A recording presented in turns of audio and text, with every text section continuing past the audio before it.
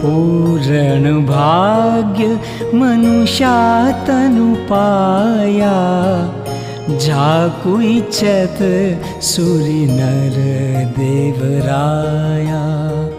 चार खान 84 फेरी, घट घट गर्भ वासना घेरी। जय श्री कृष्ण स्वामी महाराज की जय। श्री बाल कुबेर महाराज की जय। परम गुरु श्रीमद करुणासागर महाराज की जय।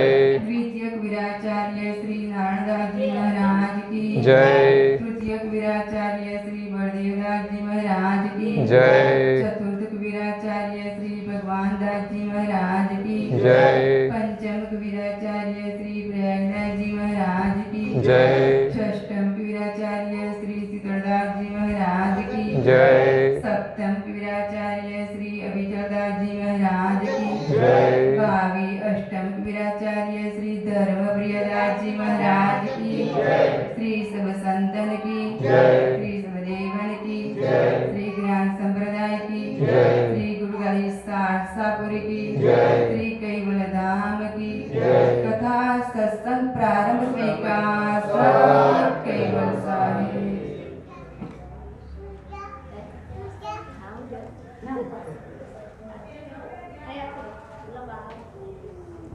केवल हंसो सत केवल साहेब, सत केवल साहेब।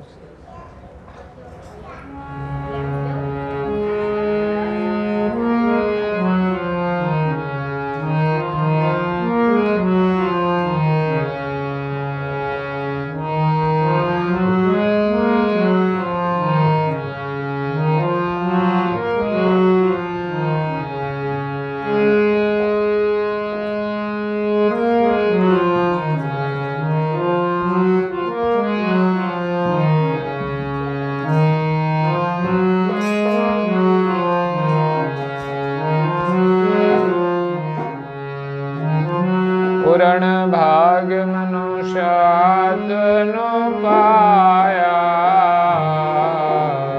जाको इच्छत सूरि नर देवराया।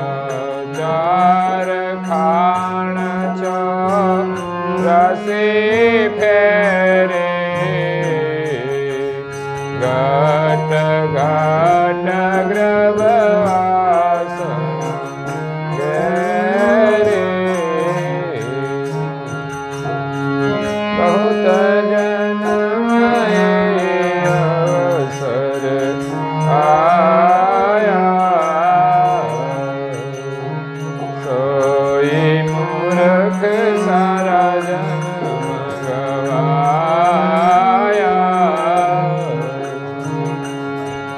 भाग्य विना भगवंतन जाना, निंद्रा सुपन सुख सत करे मान्या।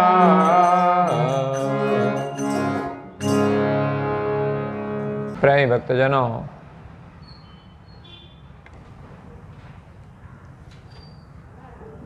ज्ञान संप्रदायના આદ્ય સ્થાપક અનંત બ્રહ્માંડાધીશ વિશ્વનિયંતા सकर्ता सत कैवलना परम विशेष अंश, अनंत अंशोना तारणहार, परम मोक्षना दाता, परम गुरु श्रीमद करुणासागर महाराज, जगतना जिज्ञासु अने मुमुक्षु अंशोने यथार्थ ज्ञाननो उपदेश आपता स्वरचित रवेणी पदने विषे मानव जीवननो महिमा समझावता कहे छे कि पूर्ण भाग्य मनुष्यात अनुपाया, जाकु इच्छत सूरि नर देवराया। चतुर्खाण 84 फेरे, घट घट गर्भ वासना घेरी। कर्ता मालिके આ જગતની રચના કરી છે એમાં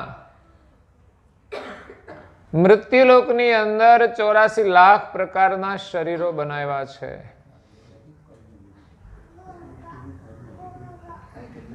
જેમનું વર્ણન દિવ્ય પરમ ગુરુએ કર્યું છે 84 લાખ.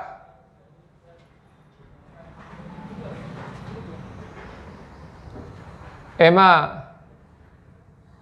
13 લાખ મનુષ્યની જાતિ છે, 7 લાખ પશુની જાતિ છે, 10 લાખ કીટ જાતિ છે, 22 લાખ જળચર જાતિ છે, 18 લાખ સ્થાવર જાતિ છે,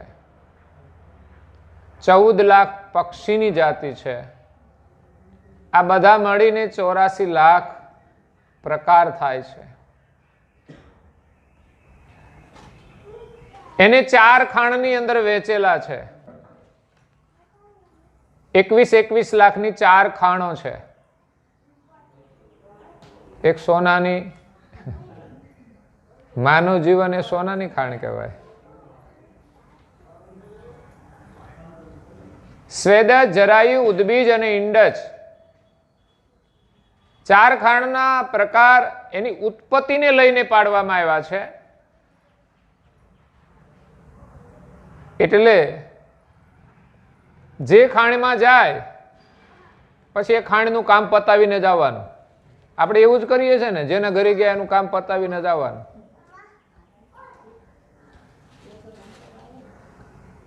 એટલે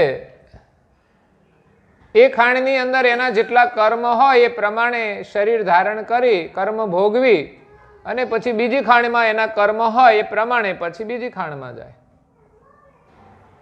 ઘણા નથી હોતા 3-4 બેંકમાં ખાતા હોય, એકમાં ખાલી થઈ જાય બીજામાંથી.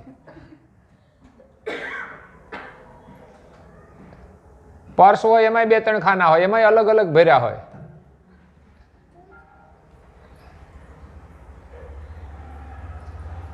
કપડામાં 2-4 ખિસ્સા હોય,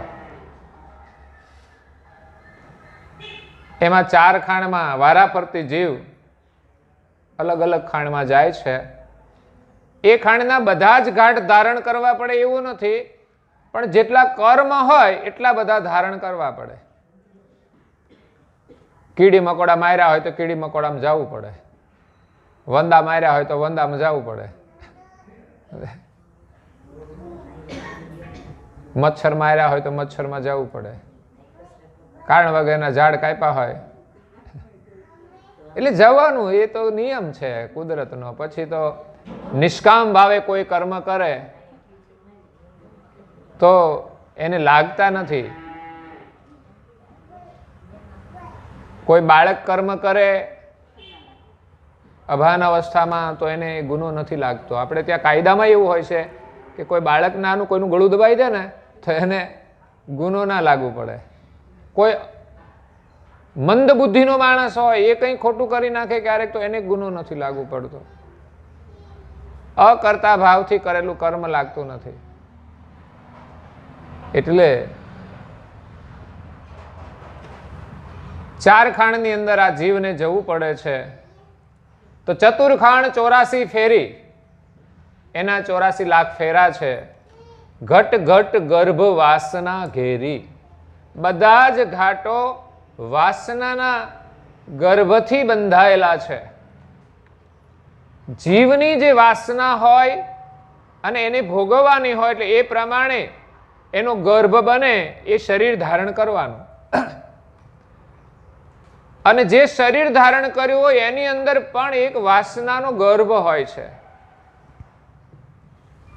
એ પ્રમાણે એને જીવ દશા લાગેલી હોય છે. પ્રાણી પશુ પંખીમાં જે પ્રકારે એમના કર્મ હોય એ પ્રમાણે એ શરીર ધારણ કરી અને વિચરણ કરે છે. એટલે પ્રાણી પશુ પંખીમાં તો જીવ જાય છે, પણ એમાંય ભેદ હોય છે. કોઈ સારા શરીરમાં હોય, કોઈ પ્રાણી હોય તો બધા સરખા નથી હોતા. ઘણા માથા ભારે હોય, એના શિંગડા એ પ્રમાણે થયા હોય, એમાં શરીરે એનું એ પ્રમાણે હોય, એટલે એને કોઈ પહોંચી જ ના વળે.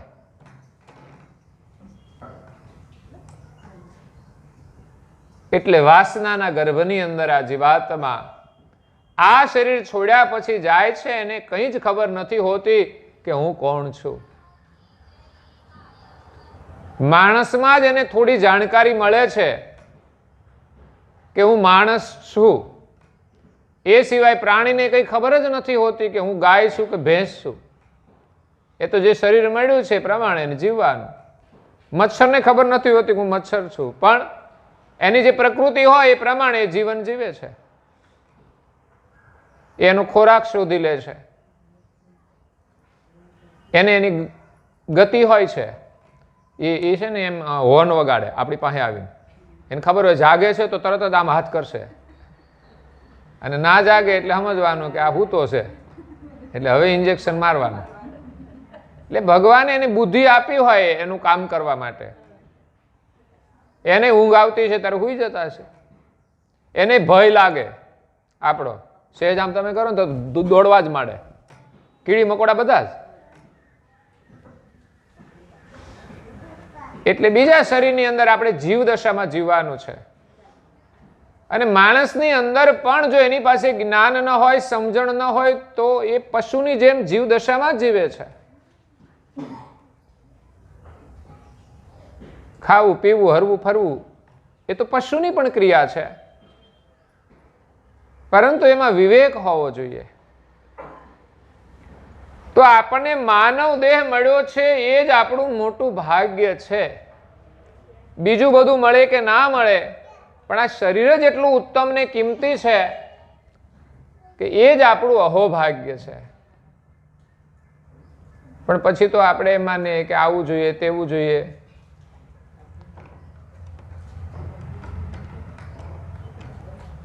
પણ મહત્વ છે માનવ શરીરનું. માનવ શરીરની અંદર જે ગતિ છે એ જ આપણું અહોભાગ્ય છે, કે જે ગતિ દ્વારા આ જીવ મોક્ષની પ્રાપ્તિ કરી શકે છે, ભવબંધનમાંથી છૂટી શકે છે. પણ એના માટે ગુરુ મહારાજ કહે છે કે કેટલાય જન્મો પછી આપણને આ માનવ દેહ મળ્યો છે, પરંતુ જ્ઞાનના અભાવે આ મનુષ્ય આ શરીર ગુમાવી દે છે. એનું મૂલ્ય નથી કરતો, એનો સદુપયોગ નથી કરતો. આ શરીરથી મનુષ્ય જો ઉત્તમ કર્મ કરે તો એ ઉત્તમ લાભ લઈ શકે છે, અને સામાન્ય કર્મ કરે તો સામાન્ય લાભની અંદર એ જીવન પૂરું કરી દે છે. તો સંસારનું કાર્ય છે તો સામાન્ય છે. જે કામ પ્રાણી, પશુ, પંખી બધા જ કરે છે, એમાં આપણી કોઈ વિશેષતા નથી. પરંતુ માનવ શરીરનું મહત્વ સમજીને માનવતાનું જીવન જીવીએ એ ઉત્તમ છે. આપણે માનવ છીએ અને માનવતાનું જીવન જીવવું જોઈએ.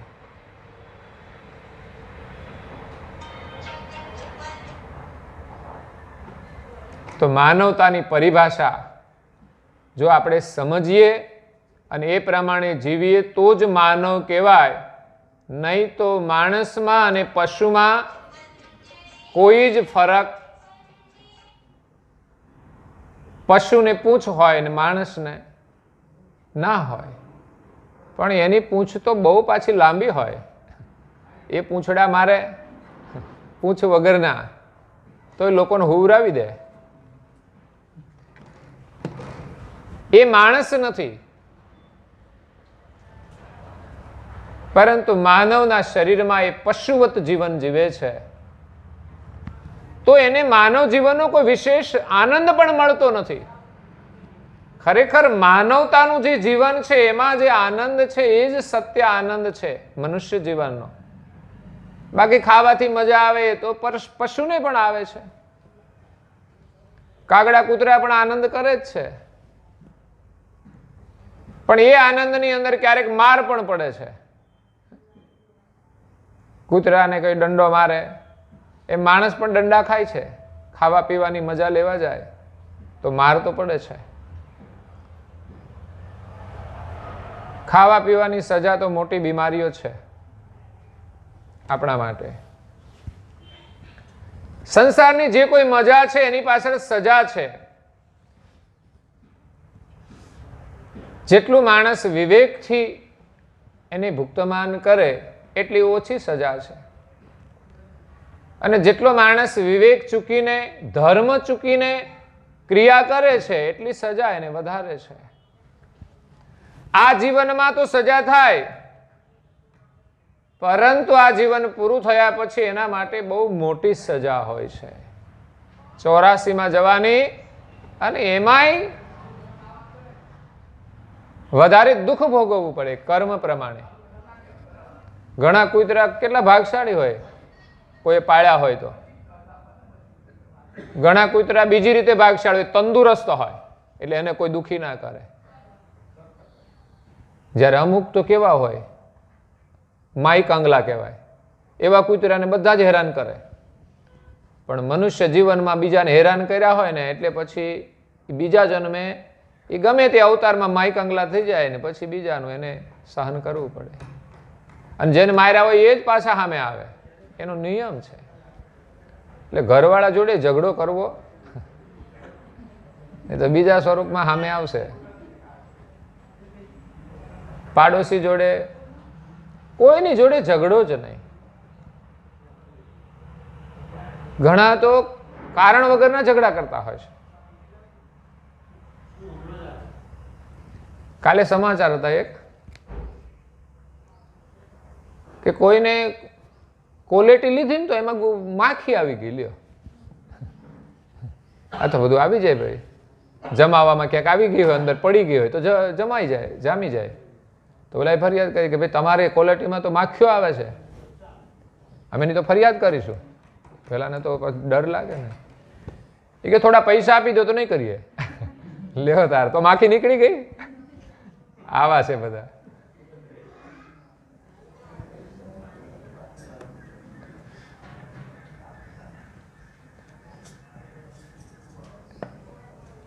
એટલે માનવતાવાદી આપણે જીવન જીવવાનું છે. આપણાથી કોઈને દુઃખ ના થાય અકારણ. નહીં તો સ્વાર્થ માટે માણસ બીજાને દુઃખી કરતો હોય છે, બીજાનું શોષણ કરતો હોય છે. અહીંયા પરમ ગુરુ એમ કહે છે કે ભાગ વિના ભગવંત ન જાણ્યા. માનવ જીવન મળવું એ ભાગ્ય છે, માનવ શરીર મળવું એ ભાગ્ય છે, પણ એટલું એ ભાગ્ય પૂરતું નથી. જો માણસ કશું કરે નહીં તો પાછો અભાગી. કોઈ આપણને પારસમણી આપે તો આપણે ભાગ્યશાળી કહેવાય, પણ પારસમણી મળ્યા પછી પણ આપણે દરિદ્ર રહીએ, પુરુષાર્થ ન કરીએ તો આપણે અભાગી કહેવાય. એમ આ દુનિયામાં વધારે લોકો તો પોતાના કર્મને લઈને અભાગી છે.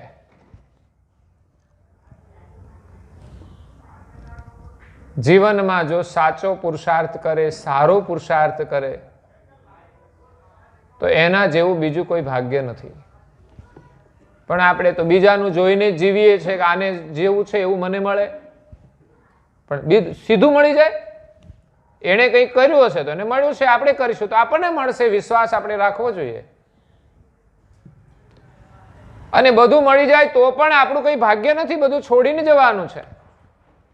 ભાગ્ય તો એ છે કે મનુષ્ય જીવન મળ્યા પછી આપણે ભગવાનને જાણવા જોઈએ, ભગવાનને આપણે યાદ કરવા જોઈએ. ભગવાનને જાણવા માટે, એને પામવા માટે પણ ભાગ્ય હોય છે. ભાગ્ય વિના ભગવંત જાણી શકાતા નથી કે એને પામી શકાતા નથી.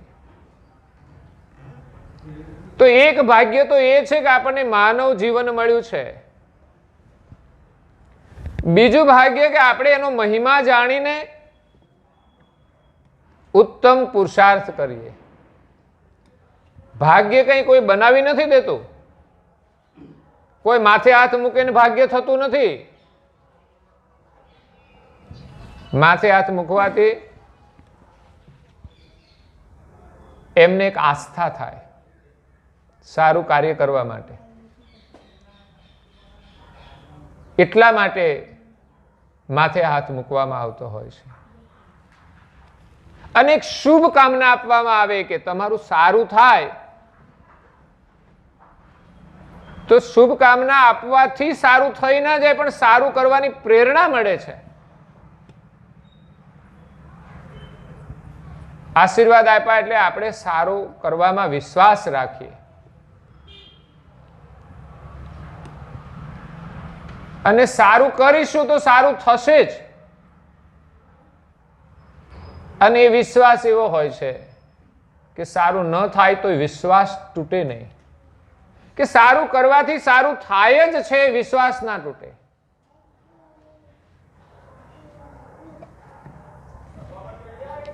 તો ખરેખર આપણું સારું થાય જ છે. સારું જીવન જીવવા છતાંય દુઃખ આવે છે, એ આપણા આગળ પાછળના કર્મ હોય છે.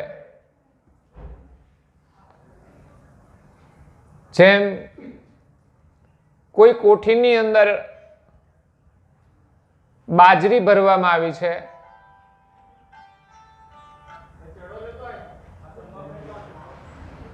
અને એ આપણે ખાઈએ છીએ. પછી એના ઉપર ઘઉં ભરવામાં આવે તો બાજરી પૂરી થાય, પછી ઘઉં આવે.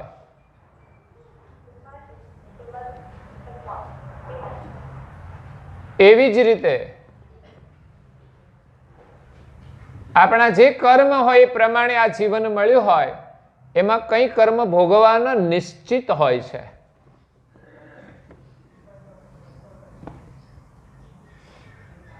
અને કંઈક સારા કર્મ પણ હોય છે, જેને લઈને આપણે સારું કામ કરીએ છીએ. માનવ દેહ મળ્યો છે, એ પણ કોઈ સારા કામ છે.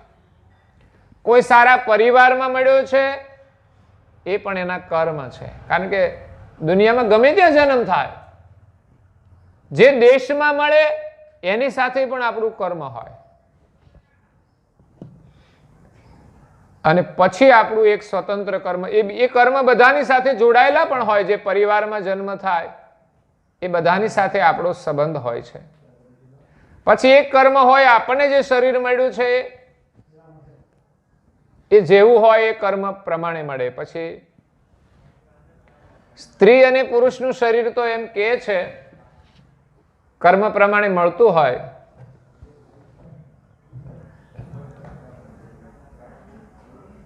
પરંતુ એક સિદ્ધાંત અનુસાર એવું માનવામાં આવે છે કે સ્ત્રી છે એના શરીરમાં જે અંશ છે એને દરેક વખતે માદાનું શરીર મળે છે, અને પુરુષના શરીરમાં છે એને નરનું શરીર મળે છે.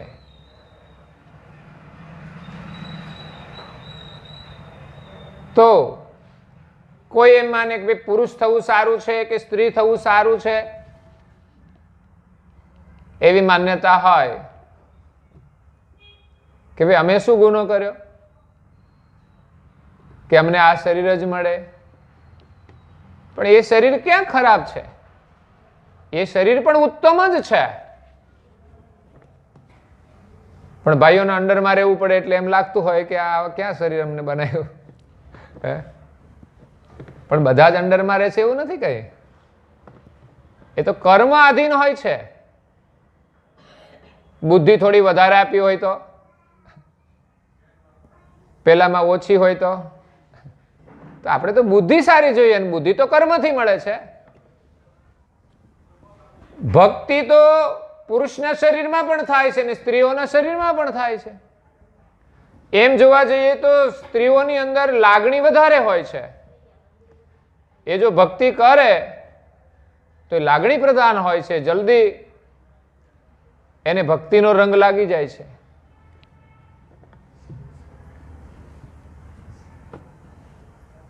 પુરુષ થવું સારું છે કે સ્ત્રી થવું સારું? પુરુષ થયા હોય પણ પીતા હોય તો શું કરવાના? અને જે પીતા હોય ને એનાથી બધા બીતા હોય પાછા. કૂતરા નીકળે ને તો એને ખબર પડી જાય કે આ છે ને આનાથી દૂર રહેવાય.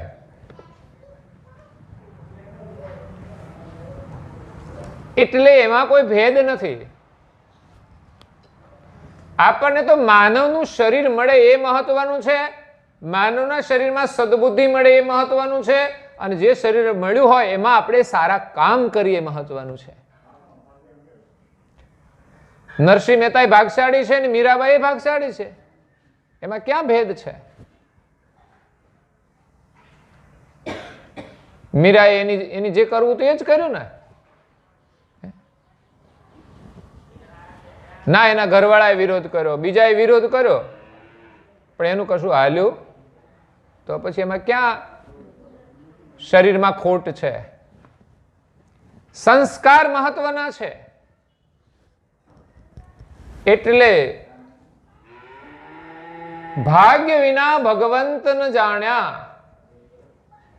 ભક્તિ કરવાનું પણ એક ભાગ્ય તો હોય જ છે, બધા નથી કરી શકતા. મનુષ્ય શરીર તો કેટલા લોકોને મળ્યું છે,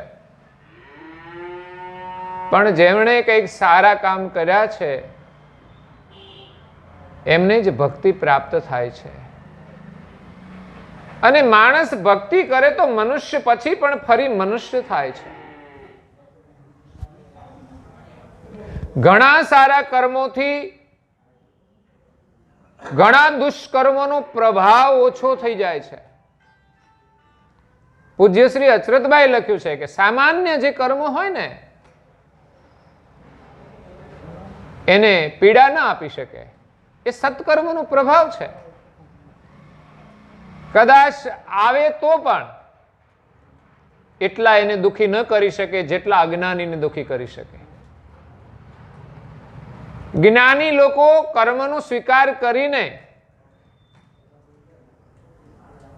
હસતા હસતા કર્મને ભોગવી લે છે. અને ભગવત સ્મરણ માણસ કરે છે તો એના સ્મરણથી એને એવો સુખ મળે છે કે એને ના ગરીબીનું દુઃખ રહે છે, ના બીમારીનું દુઃખ રહે છે, કે ના પરિવારમાં કોઈ ખોટ હોય છે તો એનું દુઃખ હોય છે. કારણ કે પ્રકૃતિનું જે સુખ છે ને એ એક સરખું છે જ નહીં. કોઈ પરિવારમાં નથી, કોઈના જીવનમાં પણ નથી. કોઈ માણસ ધનવાન હોય એટલે સુખી હોય એવું નથી. કઈક પ્રકારનું દુઃખ હોય તો એને ધનનું સુખ વિશેષ નથી લાગતું.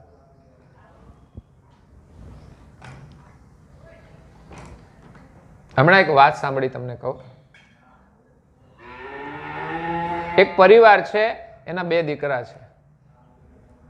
પરિવાર બહુ સુખી સંપન્ન છે. કેટલો સુખી? 1000-1500 કરોડની એની પાસે સંપત્તિ છે. કેટલી? 1000 થી 1500 કરોડની સંપત્તિ. ઓ બાપ રે, ક્યારે થશે આપણે? પણ હું કરવી છે. તમારે ખાવા કેટલું જોઈએ? રહેવા મકાન જોઈએ અને કપડાં જોઈએ. આથી વધારે કઈ જરૂરી? બાકીનું સંપત્તિ વધી એટલે સમજવાનું બુદ્ધિ વધી જાય, ફરી જાય, ફેરવી નાખશે બુદ્ધિને. ભગવાન જેટલી સંપત્તિ આપે ને એટલી સમજણ વધારે આપે ને તો સારું, નહીં તો અધોગતિ છે. નહીં તો લોકો ભોગી થઈ જશે, રોગી થઈ જશે, વ્યસની થઈ જશે, વિલાસી થઈ જશે. અને સંપત્તિ જે આવી છે ને એનો સત્યાનાશ થઈ જશે. સંપત્તિ તો એમે જવાની છે પણ આપણો સત્યાનાશ થઈ જાય એનું શું? 1500 કરોડની સંપત્તિ હતી, 2 દીકરા હતા, એમાં એક દીકરો કે મારે જુદું થવું છે. તો એના માતા પિતા સમજદાર એટલા કે ભાઈ જો આટલી બધી છે ને તરત સંપત્તિ ના મળે, એકને જુદું થવું હોય ને તો એટલે કે 100 કરોડ તો આપી દઈએ. એટલે કઈ વાંધો નહીં, 100 કરોડ આપી દે તો જુદા થઈ ગયા. પણ ઓલા બેન કે આપણે તો કાયદેસર તો આપણા ભાગમાં અડધી આવે. 2 છોકરાના આમ તો ત્રીજો ભાગ ગણે, મા બાપની ગણે તો 1500 કરોડની હોય તો 500 કરોડ તો આવે ને, અને 100 કરોડ જ આપ્યા. એ કે મારે રહેવું જ નથી અહીં, લ્યો હવે 100 કરોડ ને શું કરવાના, પેલી જતી રહેતો. એટલે પૈસાથી જ સુખ નથી. માણસની પાસે સમજણ હોય, પરિવાર સાથે પ્રેમથી રહેતા હોય અને ભગવત સ્મરણ કરીએ તો અંતિમ સુખ મળે છે. પરિવારનું સુખ પણ સીમિત જ હોય છે, એમાંય સંયોગ ને વિયોગ આવે જ છે. બધા સભ્યો સરખા હોતા જ નથી, એટલે સુખ દુઃખ તો રહેવાનું જ. બધાના સ્વભાવ સરખા નથી, અને એની અંદર સામ્યતા આવે ભક્તિથી જ આવે. જેટલા સભ્યોની અંદર ભક્તિના સંસ્કાર આવે એની અંદર સમાનતા આવે છે. એટલે હું વારંવાર કહેતો છું, પરિવારના બધા જ સભ્યો અઠવાડિયામાં એકવાર સાથે મળીને ઉપાસના કરે, એક સરખી ઉપાસના કરે, એના વિચારો એક સરખા બનશે, એમના સંસ્કારો એક સરખા બનશે, તો એની અંદર એક મત બનશે. એટલે સાથે કરવાનું છે કામ. નહીં તો સંપત્તિ હોવા છતાંય માણસ મતભેદથી દુઃખી છે, અને મતભેદ ક્યારેક મનભેદનું કારણ બની જાય છે. વધારે પડતો દુરાગ્રહ પૂર્વાગ્રહ મતભેદની અંદર પણ હોય છે, જે એના મનભેદનું કારણ બની જાય છે.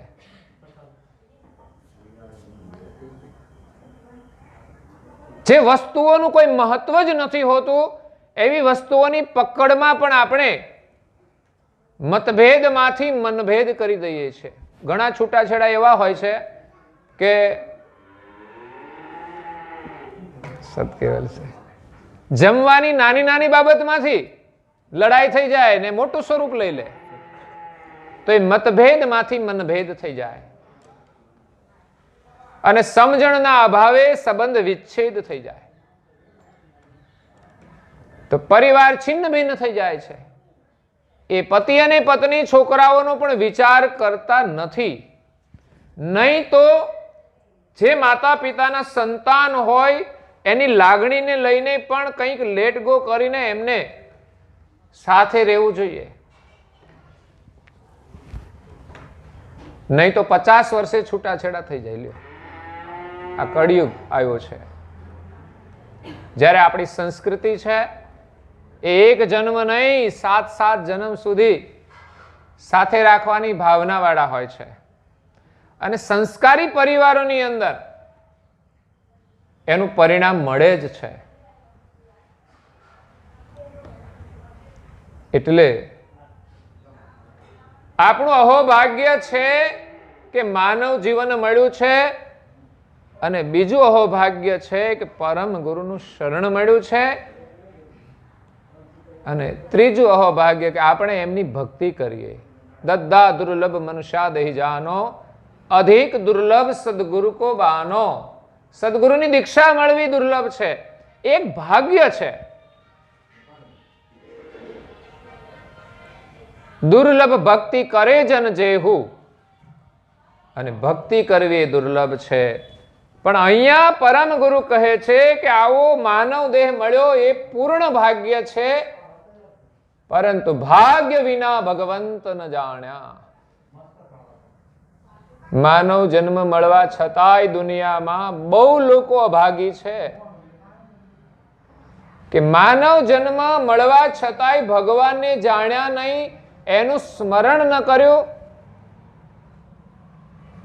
જીવનની સાચી મૂડી તો પ્રભુનું સ્મરણ છે. કોઈએ કહ્યું છે કે શતમ વિહાયમ ભોક્તવ્યમ સહસ્ત્ર સ્નાન ચરેત, લક્ષમ વિહાયમ દાંતવ્યમ કોટી વ્યક્તા હરિસ્મરેત. 100 કામ છોડીને તમારે ભોજન કરી લેવું. નહીં તો માણસ કામની અંદર એટલા વ્યસ્ત થઈ જાય છે કે ટાઈમે ભોજન પણ કરતા નથી. તો પછી આ બધું કમાવાનું કોના માટે? તમને સમયે ભોજન ન મળે કે તમે ભોજન ન કરો અને રાત દિવસ એની પાછળ દોડ્યા જ કરો, તો એનું મહત્વ શું છે? એટલે મહાપુરુષો કહે છે કે માણસ સમયે ભોજન કરી લે ને, સમજવાનું કે થોડો સુખી તો છે જ, નહીં તો માણસ સમયે ભોજન પણ, ઘણાને નથી મળતું તો નથી કરતા, અને ઘણા તો માયામાં એટલા બધા ડૂબી ગયા છે કે સમયસર ભોજન કરી શકતા નથી.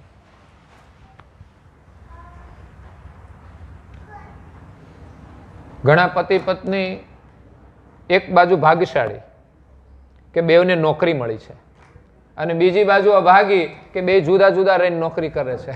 એક આમ હોય તો એક પેલી બીજી બાજુ હોય. તો એ જુદા રહેવું એક આપણા માટે દુર્ભાગ્ય કહેવાય કે એના સાનિધ્યનું સુખ આપણને ન મળે. અને બીજી બાજુ ભાગ્ય પણ છે કે બંને નોકરી કરે છે. હમણાં અમે તારાપુર ગયા હતા, તે બંને નોકરી કરતા હતા, શિક્ષિકાની. એટલે એક આમ હતા ભાવનગર બાજુ ને એક આ બાજુ હતા. એટલે વિચાર કર્યો બેને કે ભાઈ નોકરી છોડી દેવી છે, સરકારી નોકરી. એ કે આ જુદા જુદા રહેવું ને ફાવે ને, નવું નવું હોય ને ત્યારે તો ગમે જ નહીં, એકલા કેમ રહેવું? અજાણ્યા વિસ્તારમાં રહેવાનું હોય તો ડર લાગે કે ક્યારેક કશું બની જાય તો. પણ થોડો સમય નોકરી કરી, ધીમે ધીમે ધીમે સેટલ થતો ગયો, હિંમત આવીને પછી વળી રાખી નોકરી. પછી તો સમયાંતરે ટ્રાન્સફર થાય છે, એમ પાછા બંને ભેગા થયા.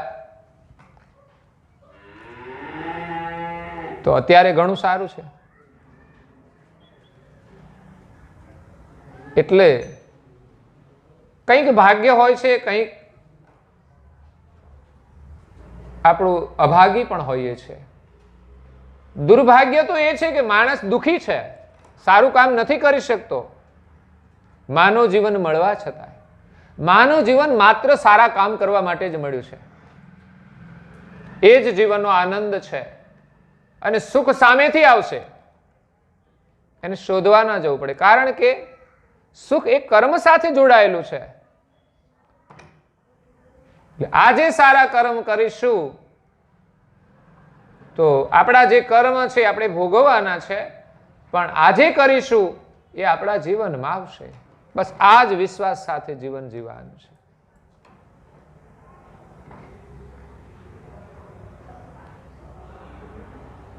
કોઈએ તો કહ્યું છે કે આપણે બીજાનું સારું કરવું એ ઉપકાર છે, પણ ઉપકારના પ્રકાર છે.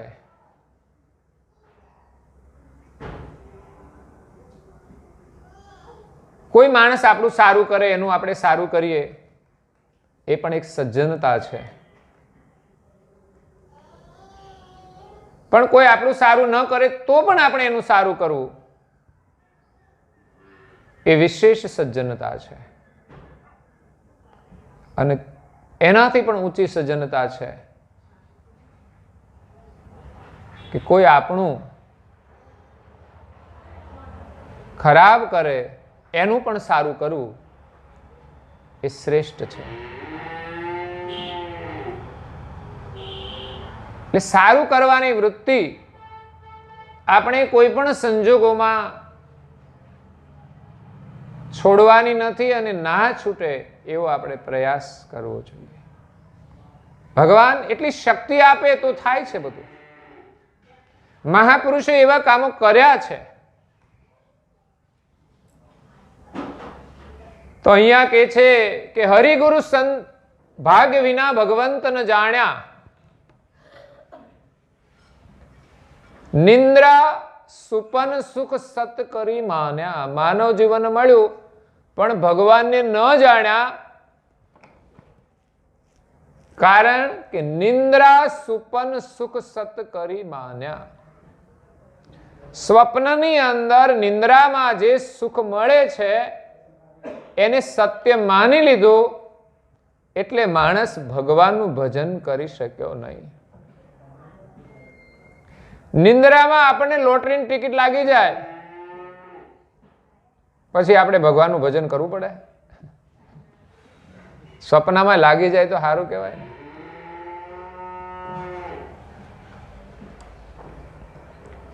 તો નિંદ્રા સુપન સુખ, નિંદ્રાનું સ્વપ્નનું જે સુખ છે એને મનુષ્યએ સત્ય માની લીધું છે, જેના કારણે એમને પ્રભુના સ્મરણના સુખની મહત્તા ના સમજાય, એ એમણે ના કર્યું. જે લોકો સંસારની અંદર સંસાર સુખથી પ્રભાવિત થઈ ગયા અને માને છે કે અમે સુખી છીએ, એ ભગવાનનું ભજન નથી કરતા. કેમ? તો કે અમે સુખી છીએ, ભગવાનની બહુ જ કૃપા છે કે અમે સુખી છીએ. પણ આ તો નકલી સુખ છે, રહેવા વાળું નથી, પરિવર્તનશીલ છે, વ્યવસ્થાનું સુખ છે. સત્ય સુખ એનાથી અલગ છે.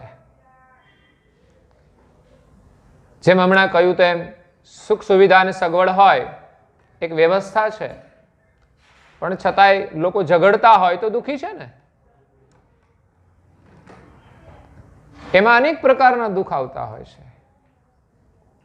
સાચું સુખ ભગવત સ્મરણનું છે, ભક્તિનું છે, સેવાનું છે.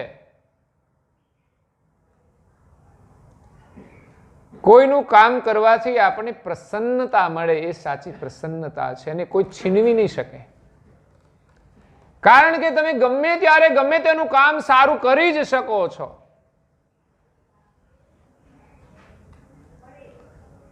અને એમાં કોઈ અવરોધ નથી, સારું કામ કરવામાં કોઈ અવરોધ જ નથી.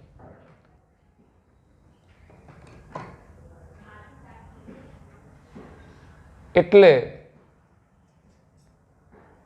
ઉત્તમ કાર્ય કરવું એ જ આપણું અહોભાગ્ય છે. પણ સ્વપ્નના સુખની સત્ય માન્યું છે, એ ભ્રાંતિ આપણી ક્યારે દૂર થશે? આપણે સૌ સંસારના નશ્વર સુખની પાછળ દોડીએ છીએ. એ સંસાર જે દેખાય છે એ સ્વપ્ન છે.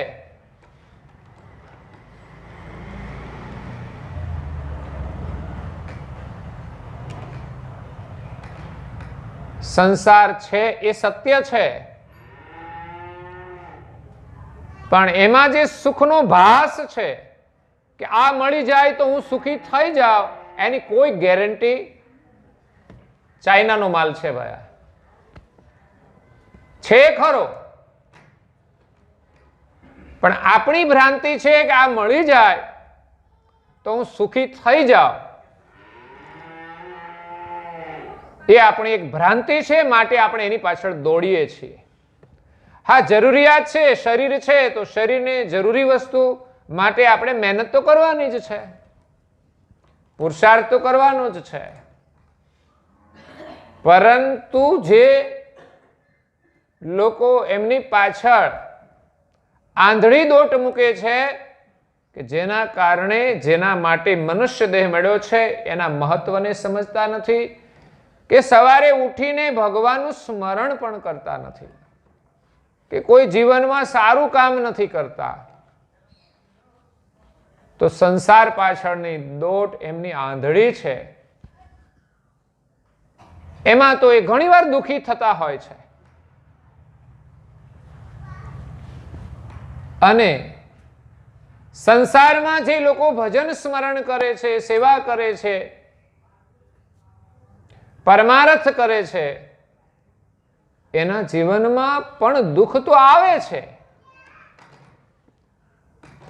પણ એ એટલા દુઃખી નથી હોતા જેટલા લોકો ભક્તિની સમજ કે સંસ્કાર વિના દુઃખી હોય છે. સત્ય સુખ ભગવત સ્મરણનું છે, સેવાનું છે, પરમાર્થનું છે. નિંદ્રા સુપન સુખ સત કરી માયના. મહાપુરુષો એમના અનુભવથી કહે છે કે આ સંસાર એ સ્વપ્ન છે. તોરલે જેસલને કહ્યું,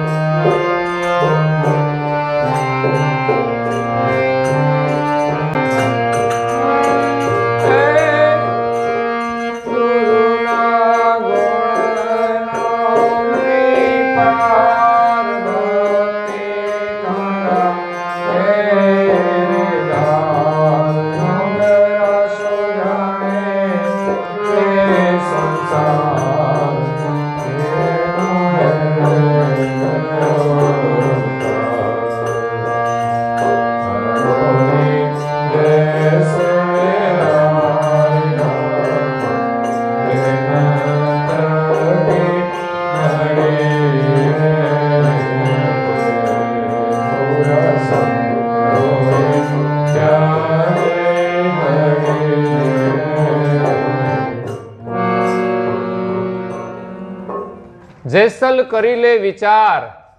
તોડી રાણી જાગી ગયા છે અને જેસલ ઊંઘે છે અજ્ઞાન રૂપી નિંદ્રામાં. ત્યારે તોડી રાણી એમને આ ભજનના માધ્યમથી, ઉપદેશના માધ્યમથી જગાડે છે કે જેસલ કરી લે વિચાર. એટલે વિચાર કરવો બહુ મહત્વનો છે. વિચારીને આપણે કામ કરવું જોઈએ. વિચારા વગર કોઈ કામ કરવું જોઈએ.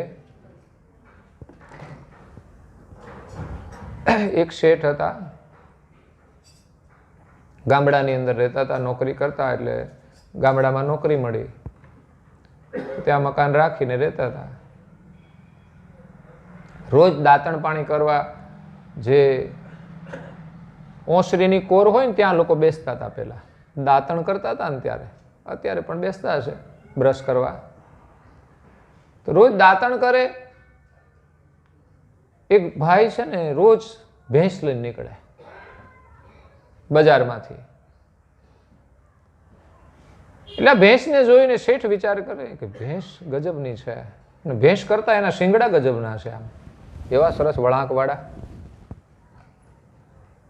તો એને વિચાર આવ્યો કે આમાંથી આપણે નીકળી જઈએ કેવી રીતે. નીકળવાનો વિચાર કરતા હતા. 6 મહિના સુધી વિચાર કર્યો ને એક દિવસ તૈયારી કરી એમણે. કારણ કે બહુ માણસ વિચાર કરે ને પછી એ કામ કરી શકે.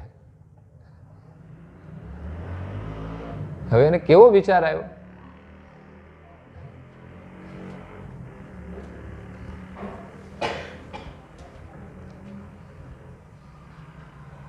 એટલે ભેંસના શિંગડામાંથી પસાર થવું એ તો કઈ અઘરું કામ છે.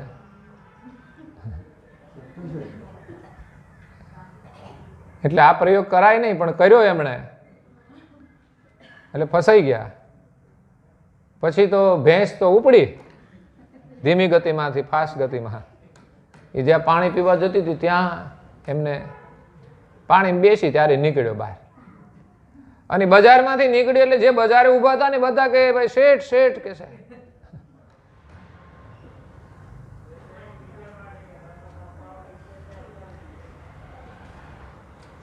એટલે બધા લોકો એમની પાછળ છેક તળાવે ગયા. એ એમને કાઢ્યા અને શેઠને કહ્યું કે શેઠ તમે આ શું કર્યું, કે આટલા બધા ભણેલા ગણેલા, કશો વિચાર ના કર્યો? તો 6 મહિનાથી તો વિચારતો હતો. હવે ઘણા લોકો આવા વિચારવા વાળા હોય છે. કેટલી વાર વિચારીને પછી એ બધું ઘણું એવું કામ ખોટું કરતા હોય છે. એટલે અહીંયા તો સંતો પણ કહે છે તમે વિચાર કરો. વિચાર બહુ મહત્વનો છે. માણસના વિચારો જ મહત્વના છે. જેવા જેના વિચારો એવું એનું જીવન છે. બહારની વ્યવસ્થા સાથે આપણા બહુ સુખ દુઃખનો સંબંધ નથી, પણ માણસના વિચારો સાથે એનો સંબંધ જોડાયેલો છે. માણસની પાસે ઉત્તમ વિચારો હોય તો ઝૂંપડામાં પણ સુખી રહે છે, અને માણસની પાસે સારા વિચાર ન હોય અને બંગલામાં હોય તો પણ એ દુઃખી રહેવાનું.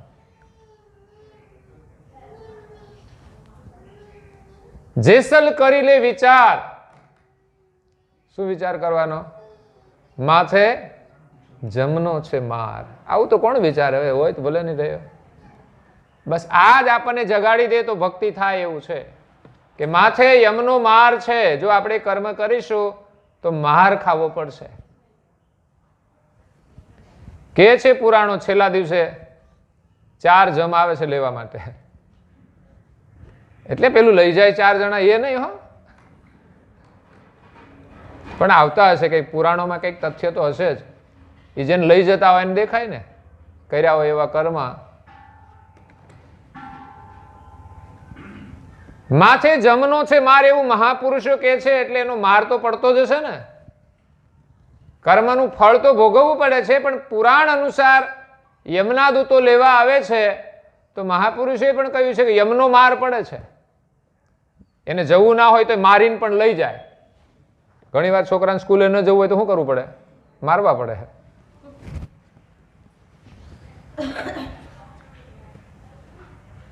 માથે જમનો છે માર, તોળી રાણી કરે રે પોકાર. પોકાર કરીને કે છે, અંદરથી એક પોકાર હોય છે. કોઈને કહેવામાં એક અંદરની વેદના હોય છે. ભાઈઓ મસાલા ખાતા હોય ને બહેનો કહેતા હોય, સમજવાનું એની કોઈ વેદના છે. બાકી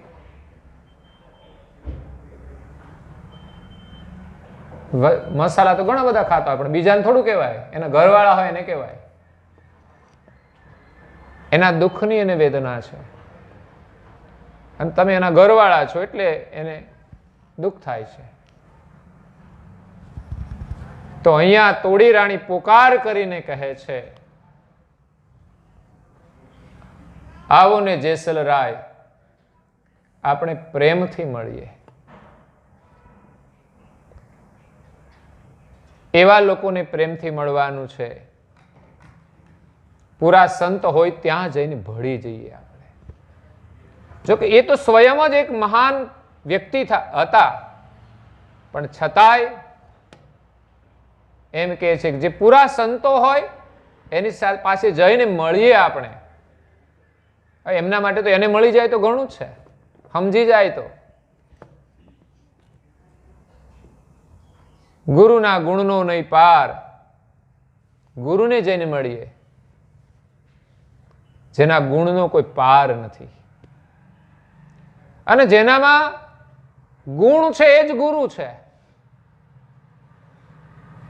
હવે પરમ ગુરુ છે એ તો વિશ્વના ગુરુ છે, જેનામાં તો રજ માત્ર કોઈ દોષ નથી, એવા સમર્થ ગુરુ છે. ગુણના ભંડાર છે, જેની પાછળ સાગર લાગે છે. સુખના સાગર છે, જ્ઞાનના સાગર છે, વૈરાગના સાગર છે, અને કરુણાના સાગર છે. એટલે ગુરુના ગુણનો નહીં પાર, ભક્તિ છે ખાંડા કેરી ધાર. પાછું સહેલું નથી એમ કે છે, અઘરું કામ છે. દોરડા ઉપર જેમ નટ ચાલે, પણ આપણે જોઈએ છે ચાલી શકે છે, પણ આપણને વિશ્વાસ આવે કે આપણાથી ચલાશે? એક નટ ખેલ કરતો હોય, એ દોરડા ઉપર ચાલે, આપણને કે તમે ચાલો તો એ ચાલે છે, સાચું છે ખોટું? તો આપણને વિશ્વાસ આવવો જોઈએ ને, હિંમત આવવી જોઈએ ને, અભ્યાસ કરવો જોઈએ ને.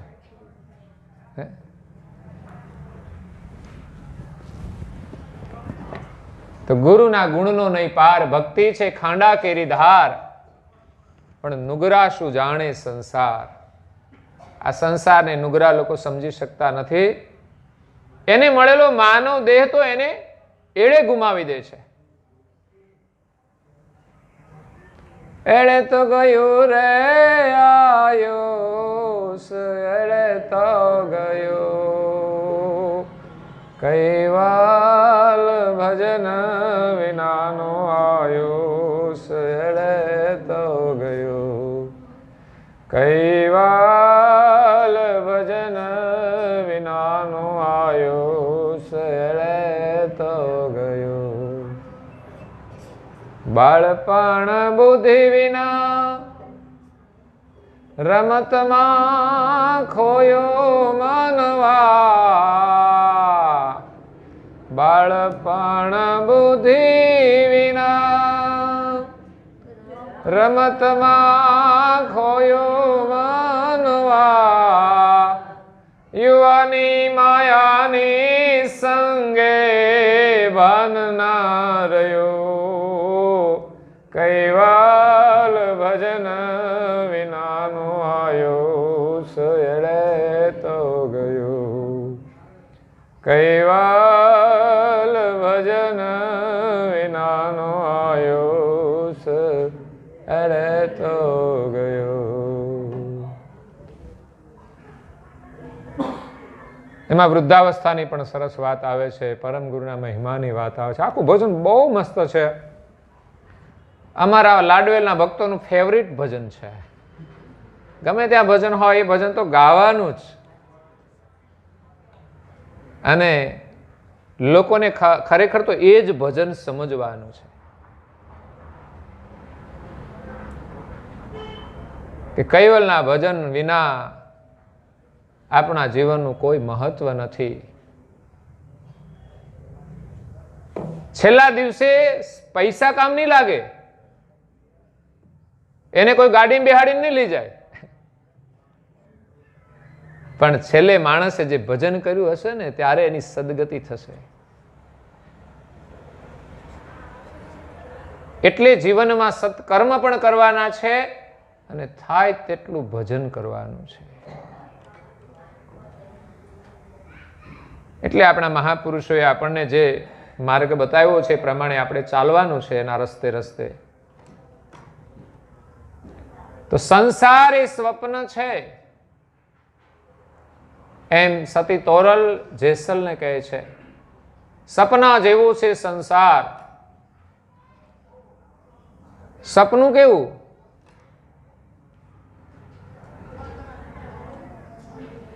તો કે એમાં દેખાય ખરું પણ સાચું હોતું, એમાં બધું દેખાય છે પણ સાચું નથી. આ સંસારને જોઈને સંસારને બનાવનાર છે એમના પ્રત્યે જો સદભાવ જાગે, એમાં પ્રીતિ થાય ને એની જેમ વિભૂતિ છે આ જગતમાં દેખાય આપણને કે ભગવાને કેવું સુંદર જગત બનાવ્યું છે, તો જગતની પાછળ દોડવાને બદલે માલિકને યાદ કરે તો જે જગતની અંદર રહેવાનું છે એમાંય વિવેક આવશે અને માનવ જન્મ મળ્યો છે એમાં પણ એક વિવેક જાગી જશે કે ભગવાનનું ભજન કરીએ. બાકી સંસાર સુખની પાછળ લોકો દોડે છે, એને થોડી ભ્રાંતિ થશે કે અમે સુખી છીએ, પણ એ સુખ અલ્પ છે, તુચ્છ છે. જેના આગળ ભગવાનના સ્મરણનું જે સુખ છે એ અદ્ભુત છે.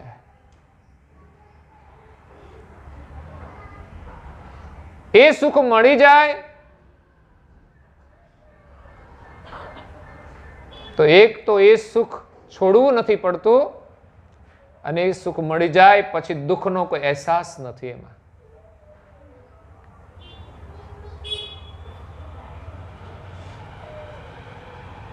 ધ્રુવ જુઓ કે પ્રહલાદ, બાળપણની અંદર પ્રભુ સ્મરણમાં પ્રીતિ થઈ ગઈ અને એમણે ભજન કર્યું.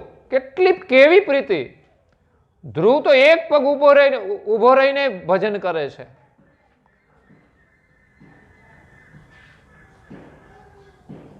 આપણે જેટલું નિયમ લઈએ એટલું આપણે પાડીએ ને તોય ઘણું સારું છે. જેટલો થઈ શકે એટલો નિયમ લઈને નિરંતર પાડીએ તો પણ એક આપણી ભૂમિકા બનશે. પણ આપણે તો અનુકૂળતા હોય તો કરીએ, ના અનુકૂળતા હોય તો ના કરીએ, પડીએ એમાં હું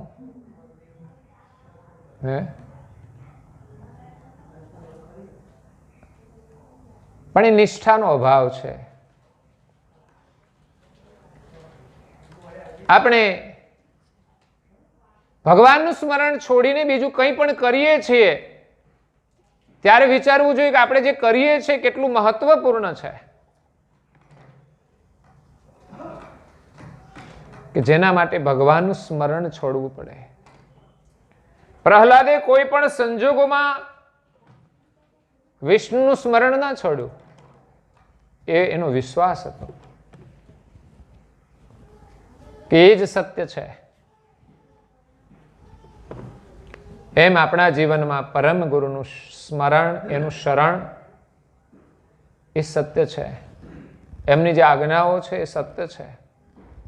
એમનો સત્સંગ એ સત્ય છે. સત્સંગથી આપણામાં ભાવનાનું જાગરણ થાય છે, ભાવનાની અંદર વધારો થાય છે. કારણ કે જ્યારે જ્યારે એનો મહિમા જાણીએ અને સમજીએ, શ્રવણ કરીએ ત્યારે વિશેષ આપણામાં જાગૃતિ આવે. જે ક્રિયા કરીએ એ ક્રિયા એ સંસ્કાર બને છે અને કેવા ભાવથી કરીએ છીએ એ પ્રમાણે સંસ્કાર બને છે. એટલે સારી ક્રિયા વારંવાર કરીશું તો સારા સંસ્કારોનો જમાવ થશે. જેટલું સારું કરીશું એટલી ભાવના પણ આપણી સારી બનશે. તો આ બાજુની સંસારની ભાવનાઓ ઓછી થઈ જશે, ખોટી ભાવનાઓ છૂટી જશે. તો અહીંયા કરુણાસાગર બાપજી એમ કહે છે કે આપણને માનવ દેહ મળ્યો છે, પણ ભાગ્ય વિના ભગવંતને જાણ્યા, નિંદ્રા સુપન સુખ સત કરી માન્યા.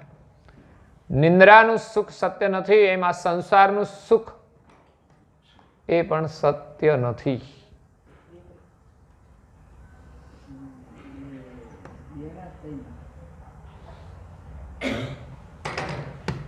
કવિ છોટમ પણ એક ભજનમાં કહે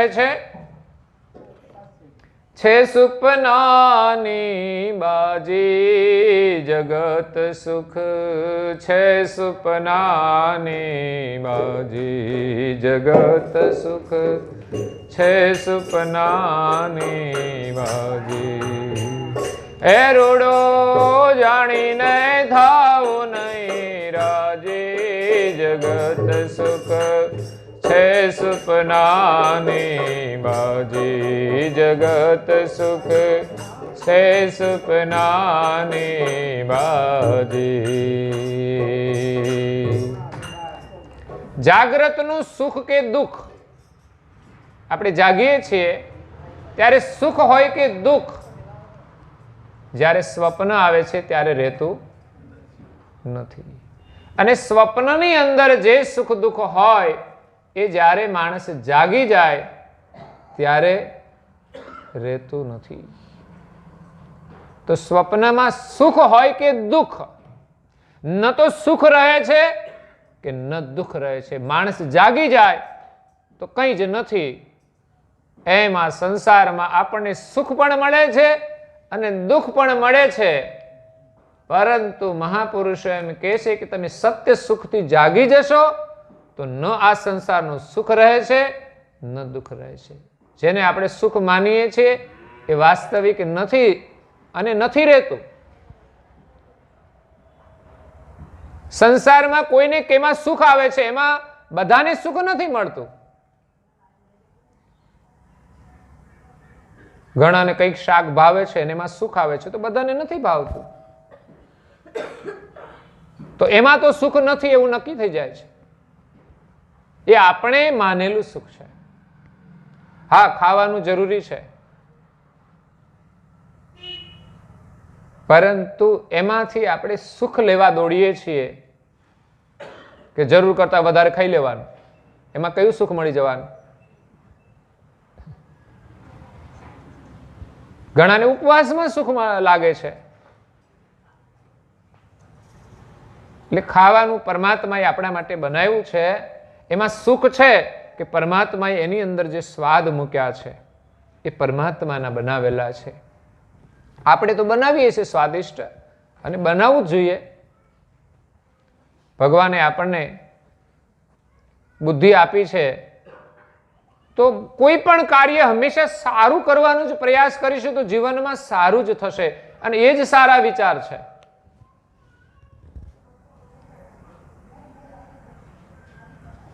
એટલે સારું ભોજન આપણે બનાવીએ એ માત્ર સ્વાદ માટે નહીં, પણ સારું બનાવવા પાછળનો ભાવ હોય છે કે જે લોકો જમવાના છે ને એ બધા પ્રસન્નતાથી જમે. સ્વાદિષ્ટ હોય એટલે સ્વાભાવિક છે કે પ્રસન્નતાથી જમે, અને સારું હોય તો જ ખાઈ શકાય છે. ગમે તેવું તો આપણે ખાતા નથી. ઘણા લોકો ખાય એ વસ્તુ અલગ છે, પણ એ ગમે તે કચરો ખાતા હોય ને તો પાછું ઘરે તો સારું જ જોઈએ. હો, તો બુદ્ધિ તો છે નહીં તમારામાં. જો તમે સારું જ ખાતા હો તો પછી બહારનો કચરો શા માટે ખાઓ છો? એટલે તો હું ઘણી વાર કહેતો હોઉં, જે કચરો ખાય છે એને મિનરલ વોટરની જરૂર. એને જે પીતા હોય ને એને તો ગટરનું પાણી જતું હોય ને એમાંથી પાણી ભરી અને ગાળીને આપી દેવાનું. કોઈ ફરક જ નથી, કારણ કે એનામાં વિવેક બુદ્ધિ તો છે નહીં. એટલે ભોજનની અંદર સુખ પરમાત્માએ મૂકેલું છે, એને યાદ કરવા એ જ સુખ છે, અને માપનું ખાવું એ સુખ છે. જે સ્વાદિષ્ટ બનાવ્યું છે ને એ બનાવનારની ભાવના છે, એમાં એનો વિવેક છે. એટલે સ્વાભાવિક જ કોઈ વ્યક્તિ જેટલું ખાય તેટલું પણ એના સ્વાદિષ્ટ ભોજનથી પ્રસન્ન થશે. એટલે સ્વાદની પાછળ માણસ છે એને યાદ કરવા જોઈએ, ભગવાનને યાદ કરવા જોઈએ, પણ પછી જરૂર કરતાં વધારે નહીં ખાવું જોઈએ, નહીં તો એનું પરિણામ સારું નથી એમ કહે છે. કારણ કે શરીર છે ને ભગવાને બનાવ્યું છે એ થોડું ઘણું વધારે એક્સેપ્ટ કરી લે એવું તો બનાવ્યું છે, પણ વધારે પડતું આપણે ભરી દઈએ કે પછી અંદર હલાવવાની જગ્યા ના હોય. આપણે કંઈ પણ વસ્તુ હલાવવી હોય તો પછી આખું ભર્યું હોય તો કેમ હલાવવાનું? તો બધું ઢોળાઈ જાય. એમ ઘણી વાર બહાર આવી જાય પછી આગળથી. પરમાત્માએ તો 2 દ્વાર મૂક્યા છે પાછા. એટલે પેટ સાફ થાય. એટલે આનંદ જીવનમાં કરવાનો છે જગતમાં, પણ પરમાત્માના સ્મરણનો જ આનંદ કરવાનો છે. કે ભગવાને કેવા સ્વાદ બનાવ્યા છે ત્યારે જ આપણે સ્વાદિષ્ટ ભોજન બનાવી શકીએ છીએ. મરચાનો સ્વાદ બનાવ્યો, નહીં તો મરચા વગરનું હોત તો પાછું મોડું લાગે. અને મરચામાં સ્વાદ હોય વધારે નાખી દો ને થોડું, કઈ જાય સ્વાદ?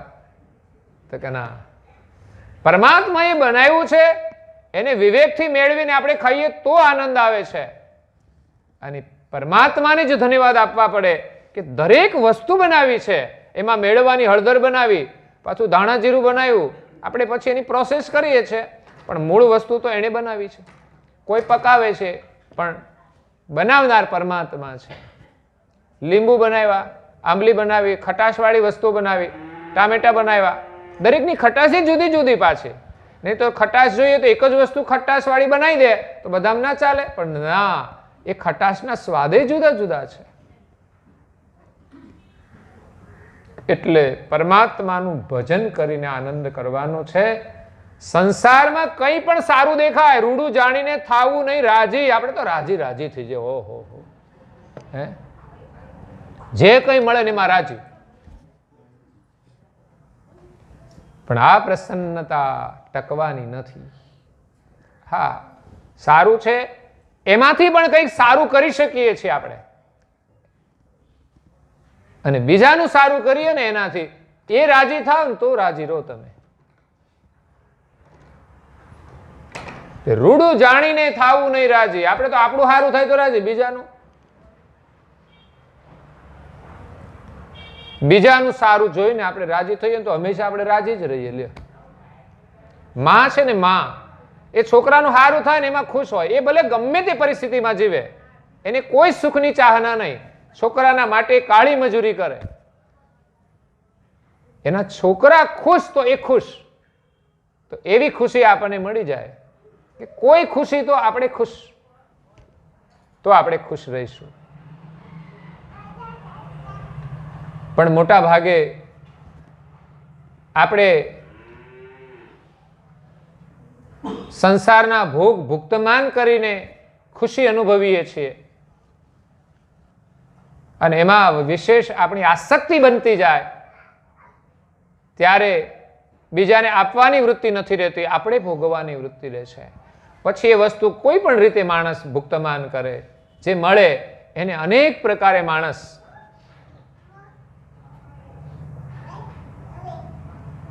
સારા દેખાયને જેટલું ભોગવાય એટલું ભોગવીને માણસ ખુશ થવા પ્રયાસ કરે છે. એટલે જાગ્રતની અંદર જે સુખ દુઃખ હોય છે સ્વપ્નમાં નથી રહેતું, અને સ્વપ્નમાં જે સુખ દુઃખ હોય છે જાગ્રત થાય ત્યારે નથી રહેતું. એમ આપણે જીવનમાં જાગી જઈએ તો કોઈ દુઃખ નથી, કોઈ સુખ નથી. મરણ અવસ્થા એ જ પ્રમાણે છે, જાણ વિના જડ થશે. મૃત્યુ આવવાનું છે, પણ જ્ઞાન વિના આપણે વધારે દુઃખી છીએ. અને સમજણ હોય, જ્ઞાન હોય તો આ શરીર કે આવું જીર્ણ થઈ ગયું છે આમ સહજતાથી છૂટી જાય. જેટલી શરીર સુખની આસક્તિ છે એટલું જ શરીર છોડવામાં એને દુઃખ છે. અને માણસ જેટલો શરીરના આસક્તિથી છૂટી જાય એટલું જ શરીર છોડતી વખતે એને કોઈ જ દુઃખ ન થાય. કારણ કે જે વસ્તુ ગંદી થઈ જાય કે જે વસ્તુ મેલી થઈ જાય એને છોડવામાં પ્રસન્નતા હોય છે. નીતિ અનીતિ તણા સગળા ફળ જીવની સાથે જશે. મરણ તો બધાનું થાય છે, પણ નીતિ અનીતિ પ્રમાણે જે જીવ્યા છીએ એ બધા જ ફળ લઈને સાથે જવાનું છે. મૂર્ખ નરને મરમ ન જાણે. મૂર્ખ નર એ મર્મને જાણતો નથી. સમણાને સાચું માને. આ સ્વપ્ન છે ને એને સાચું માન્યું છે. સુત વિત દારા વૈભવ દેખી ગર્વ અતિશયાણે. કુટુંબ પરિવાર જોઈને અભિમાન કરે છે. આહા, એ જ એના દુઃખનું કારણ છે. તું પરિવારનું અભિમાન રાખીને ભગવાનને ભૂલી જઈશ તો સમજવાનું કે પરિવાર તારો હામો પડશે. સાચો પરિવાર આપણો માલિક છે અને આપણે બધા એમના છીએ. એ આપણો સાચો પરિવાર છે. પણ આપણે આપણા સીમિત પરિવારમાં કોઈની સાથે વેરઝેર કરીએ છીએ, લડાઈ ઝઘડા, તો એ આપણા માટે દુઃખનું કારણ બને છે. હાણ જાણીને રોવા લાગે. થોડું નુકસાન થાય તો રડે છે અને લાભ થાય તો ખુશ થાય છે. ક્ષણભંગુર જે ખેલ ખલકનો, કારણ કે ક્ષણમાં કોઈ વસ્તુ હોય છે ને ક્ષણમાં તો એ નષ્ટ થઈ જાય છે, એટલે એને ક્ષણભંગુર કહ્યો છે. આ ખેલ ખલકનું ક્ષણભંગુર છે, પણ પામર જીવ એને જાણતો નથી, માટે એની પાછળ દોડે છે. મળે તો ખુશ, ના મળે તો દુઃખી. તો જે નષ્ટ થવાનું જ છે, જે છોડવાનું જ છે, એ ગમે ત્યારે છૂટે. આપણે દરેક પરિસ્થિતિમાં જીવતા શીખવું પડશે, એનો અભ્યાસ કરવો પડશે. એક માણસ અમીર છે, એક માણસ ગરીબ છે, તો ગરીબ ગરીબીમાં જીવે છે, એનો અભ્યાસ થઈ જાય તો એને કોઈ દુઃખ નથી. પણ અમીર માણસ જો ગરીબ થઈ જાય તો બહુ દુઃખી થઈ જાય, કારણ કે એને જીવવાનો અભ્યાસ નથી. એટલે જીવનમાં હંમેશા નાની પરિસ્થિતિમાં રહેવાનો અભ્યાસ ભૂલવો ના જોઈએ.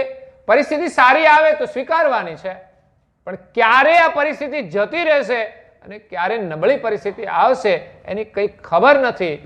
એટલે એ ભૂલી ના જવું જોઈએ. અને બીજા લોકો જીવતા હોય છે એને જોઈને આપણે અભ્યાસ કરવાનો છે. કદાચ આકસ્મિક કોઈ દુઃખ આવી જાય તો દુઃખ થોડી વાર માટે લાગે, પણ પછી સમજણથી એ દુઃખ આપણે છોડવાનું છે. સમબુદ્ધિ રહે સગળે ઠામે. બધા જ ઠામની અંદર, બધા જ કાર્યની અંદર સમબુદ્ધિ આપણે કરવી પડશે. એમ મહાપુરુષો કહે છે, તે નર સાચા જ્ઞાની. બધા જ કાર્યોની અંદર સમબુદ્ધિ કરવી. સમ વ્યવહાર નહીં, પણ સમબુદ્ધિ, સમદ્રષ્ટિ. સમદ્રષ્ટિ. દરેક સ્ત્રી, માતા, બેન છે એ સમદ્રષ્ટિ છે, પણ દરેકની સાથે સમ વ્યવહાર ના થાય. એ વિવેક હોય છે, મર્યાદા હોય છે. છોટમ સર્વ હરિને સમર્પે તેને ચિંતા શાની. ભગવાનને સોંપી દે તો ચિંતા નથી, બાકી તો જેટલી આપણા માથા ઉપર આપણે લઈને ફરીએ એટલી આપણે ઉપાધિ છે. જેટલી આપણે વધારીએ એટલી વધશે. ઓછી કરવી હોય તો થાય. ભગવાનને આપો તમે. ભગવાન પાસે જવાનું એટલા માટે કે આ ચિંતા તમે રાખો. પણ આપણે શું કરવાનું પછી? તો કે એનું ભજન કરવાનું. એમ જ કઈ ભગવાન ચિંતા આપણી ના લે કે ભજન કર, જો ચિંતા તારે રહે તો કેવાનું. જે ભજન કરે એને કોઈ ચિંતા નથી. તો અહીંયા કરુણાસાગર બાપજી કહે છે, માનવ દેહ મળ્યો છે, ભગવાનનું ભજન થાય એટલું કરજો. બાકી આ દુનિયાના મેળા તો ચાલ્યા જ કરવાના છે, એમાં સમય આપણો વપરાઈ જશે, વધશે નહીં. પણ આપણે સમજીને એમાંથી સમય કાઢવાનો છે. કર્તવ્ય કર્મ પણ નિભાવવાનું છે અને એની સાથે સાથે ભજન કરવાનું છે, તો આપણું જીવન સફળ થશે. આજે જેઠોલી ગામના રજનીભાઈ, બાબરભાઈ તથા વીરમતીબેન રજનીભાઈ, એમના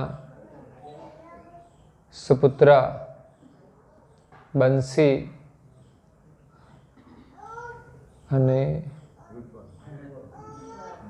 ધારણ, શું નામ છે, ધરલ, એમના લગ્ન નિમિત્તે આજની મહાસુદ પૂર્ણિમાની મહાપ્રસાદી છે. મહાનો મહિમા જ છે, મોટો મહાપદ છે, એ મહાન છે. એમ આ મહા મહિનો છે ને, એ આપણા માટે મહાન છે.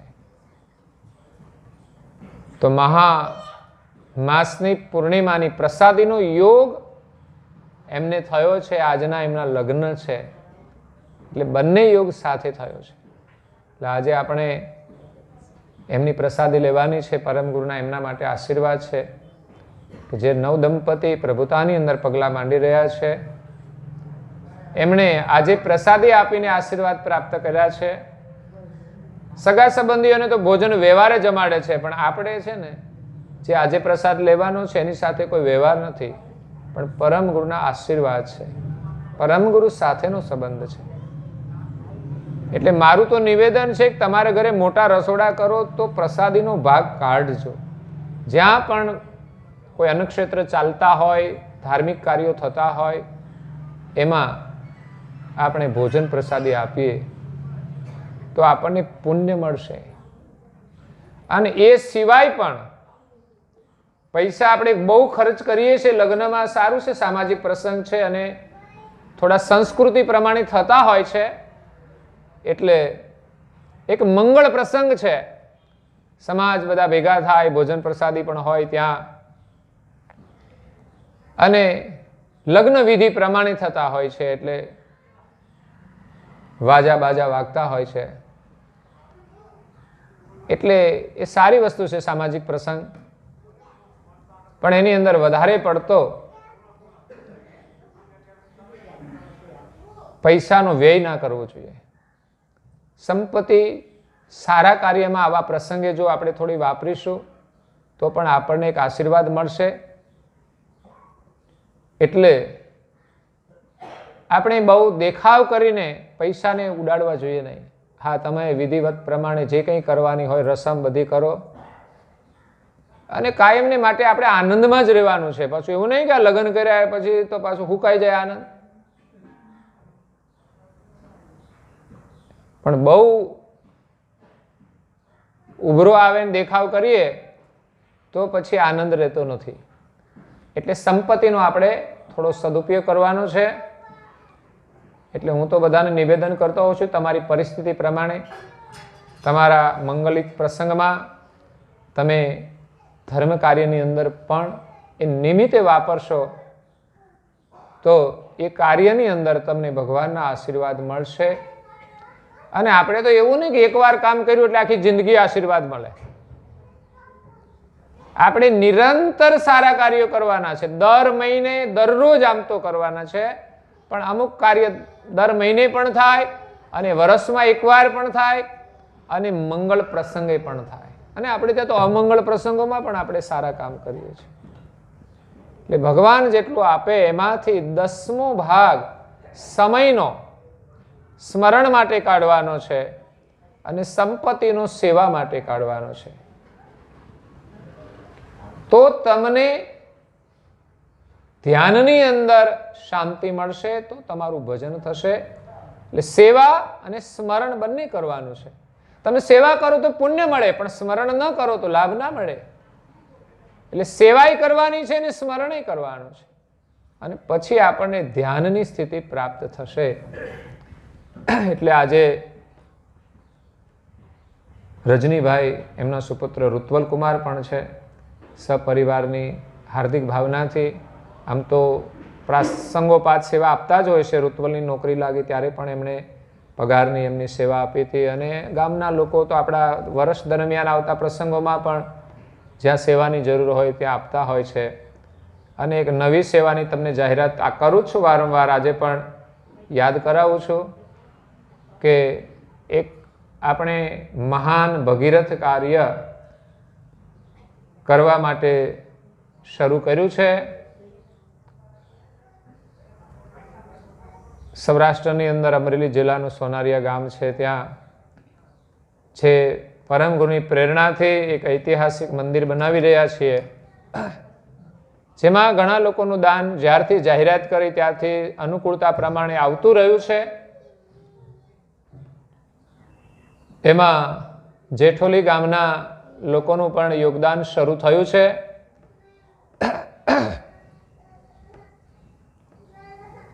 એમાં ગઈ મહાસુદ બીજના દિવસે 1 લાખ રૂપિયાનું યોગદાન જાહેર થયું હતું. ગંગા સ્વરૂપ મધુબેન ધોરીભાઈ અને એમના 2 દીકરાઓ પરિવાર તરફથી મેં એનું નામ બોર્ડ ઉપર આજે મૂક્યું છે. ગામના જે લોકો હતા એના નામો મૂક્યા છે કે હવે જે બાકી છે ગામના લોકો, એમને હવે આ વર્ષની અંદર સંભાવના પ્રમાણે એમને જે પણ સેવા આપવાની છે અને કાર્ય પ્રમાણે પણ મેં કહ્યું છે, તમારી પરિસ્થિતિ પ્રમાણે અને આપણું જે કાર્ય છે પ્રમાણે. આપણે અહીં ચોપડાની સેવા લેવાની હોય તો આપણું જે કાર્ય હોય એ પ્રમાણે બધાની પાસે 500,000 લઈએ, પણ આપણે 2-3 કરોડનું કામ કરતા હોય તો ત્યાં 500,000 ચાલે? લગ્ન કરવાના હોય તો કે 500,000માં થાય?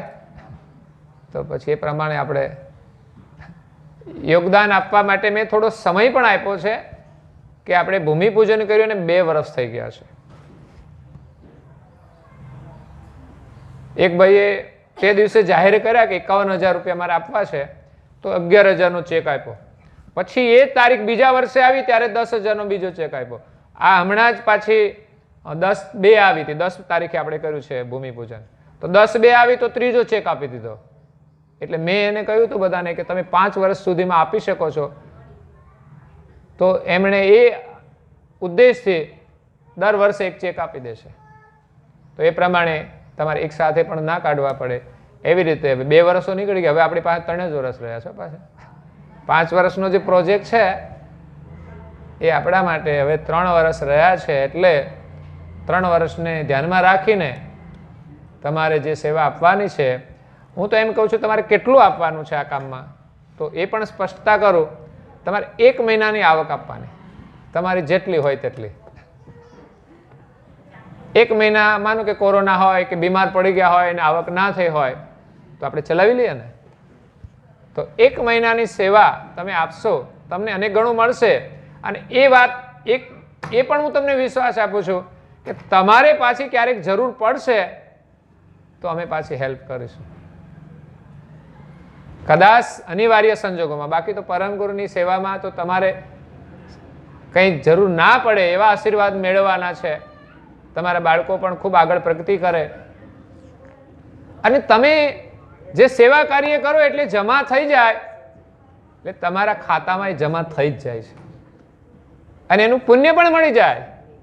એટલે બદલાની ભાવનાથી આપણે ન કરીએ એ વધારે લાભ છે. પણ અમે એક ભાવના રાખીએ છીએ, કદાચ તમારા જીવનમાં કંઈ આકસ્મિક જરૂર પડી હોય તો પણ અમારા તરફથી તમને સહયોગ મળશે. એટલે અહીંયા ગામના લોકો છે એના નામો લખ્યા છે. એમાં બીજું નામ ડૉક્ટર દક્ષેશભાઈ, એમના માતા પિતાના નામે સુધાબેન રમેશભાઈ તરફથી આપણે એમણે 1 વર્ષમાં પૂરા કર્યા. એમણે શરૂ કર્યું હતું કે દર મહિને હું 10,000 રૂપિયા આપીશ અને 1 લાખ રૂપિયા લખાયો છે, તો 1 વર્ષમાં એમણે પૂરા કર્યા. બીજા 25,000 છે.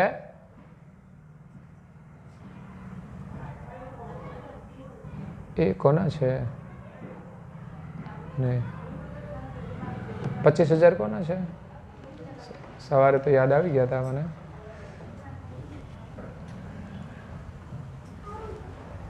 હા, આપણે નટુભાઈ આ જે સાહિત્ય સંભાળે છે ને, મને કે 12 ને 500 આપણા રાખો. મેં કીધું ઓછા પડશે, તમારે પેન્શન આવે છે તો મેં કીધું 25 પૂરા કરી દો. તો આપણે યાદીઓ લખવાના છે જે ટાઇલ્સ ઉપર, એને લઈને હું કહું છું મિનિમમ 25નો આંકડો તો કરવો પડશે. એટલે આપણું યાદીમાં નામ આપણી પેઢી માટે આશીર્વાદ રૂપે રહે. એટલે મેં કીધું તમે 25 કરી દો, એટલે કે કંઈ વાંધો નહીં, અત્યારે 12 પછી આપ્યા, પછી અનુકૂળ થાય પાછા આપી દઈશ. એટલે એમણે 25 થોડા સમયમાં પૂરા જ કરી દીધા. બીજા અમારા સનાભાઈ મંગળભાઈ છે, એમણે પણ 11,000 રૂપિયા આપ્યા છે, પણ હજુ 25 કદાચ પૂરું થઈ જશે આગળ પાછળ. એટલે મિનિમમ 10 વાળા, 5 વાળા ને 11 વાળાને હું 25 સુધી લઈ જવાનો છું મિનિમમ. પણ એથી વિશેષ જેની આવક હોય તો એટલો તમે સહયોગ કરજો. પરમગુરુ તમને આપ્યું છે અને આપશે પણ, એ પણ અમારી પ્રાર્થના છે. અને અમે પણ એનો ઉપયોગ ભવિષ્યમાં એક સારા કાર્ય માટે, એક મંદિર નિર્માણ થશે એટલું જ નહીં કામ થાય, એની પાછળ આપણે ઘણા સારા કાર્યો કરવાના છીએ. જેમ અહીંયા પણ આપણે કરી રહ્યા છીએ દર વર્ષે, જેમ વેકેશનમાં બાળકોની શિબિર થાય તો પણ લોકો સેવા આપતા હોય છે. પછી આપણે ચોપડાઓ છપાવીએ છીએ, એ પણ આપણે એક સેવાના ભાવથી જ કરીએ છીએ. તો ભગવાન આપણને આપે છે ઘણું બધું, અને તમને મળ્યું છે એ પણ તમારા સુકૃતનું જ ફળ છે. એટલે આપણને માનવ જીવન મળ્યું છે તો સારા કામ પણ કરવાના છે. એટલે જેઠોલી ગામ માટે આ વર્ષ માટે નિવેદન છે, સેવા કાર્ય માટેની જાહેરાત છે, મોટું સેવા કાર્ય છે. અને મંદિરનું કામ શરૂ થઈ ગયું છે, બાકીનું કામ બધું થઈ ગયું છે.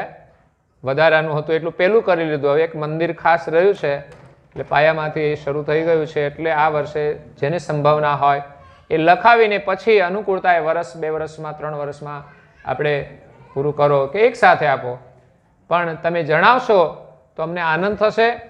અને લખાવશો ત્યારથી આશીર્વાદ તો તમારા લખાઈ જશે, અને આપશો એટલે તમને એનું ફળ મળશે.